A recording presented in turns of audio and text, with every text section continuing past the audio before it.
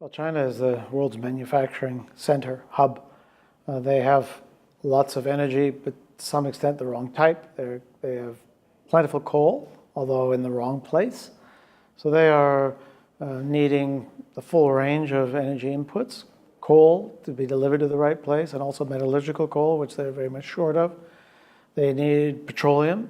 Their production is static and in fact slowly declining.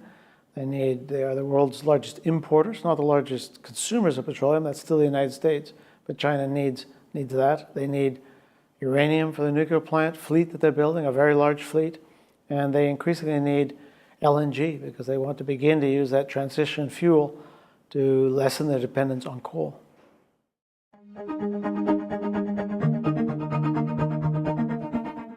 Well, I think there's two ways to look at that question. The first is that because it is the zone through which most of their energy supplies flow, which come from the Middle East and from Africa, its security, i.e.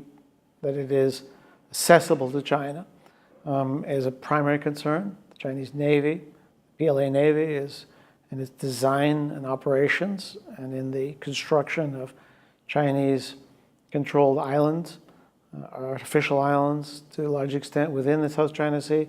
That is part of their perceived need to protect the South China Sea, to claim it for themselves, but also to make sure that energy can flow freely through it to their own ports.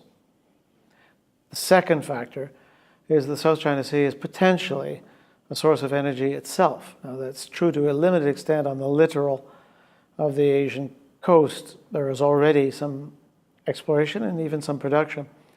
But this is still largely a theoretical question. These reserves in the South China Sea are not proven. And there's questions, particularly for Western oil companies, can they operate with legal ambiguities and uncertainties? For the Chinese state enterprise oil companies, this is perhaps less of a factor, but this is still in the maybe category. There may be a lot of energy there. I see it often described, there is a lot of energy there. We don't really know.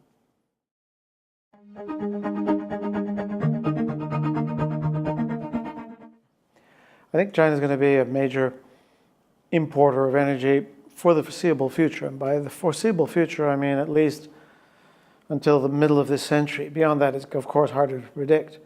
They are developing their domestic reserves. They're trying to, their domestic capacity. They're trying to use alternative energies, green energies, wind and solar power. But these are intermittent producers. They need base generating strength, and that comes largely from coal. 60% of their total energy production still comes from coal. They import petroleum. More than half of their petroleum is imported. They want a diversity of supplies.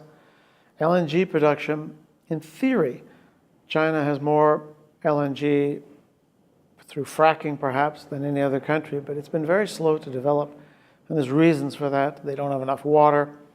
Their landscape is heavily occupied, populated, which makes it difficult to operate. And they've had to import the technology. I see no alternative but ongoing imports of virtually every energy source, including even uranium, for the foreseeable future. Whether the mix will shift over time, but they're going to be a net energy importer for decades to come, at least until mid-century and perhaps well beyond that.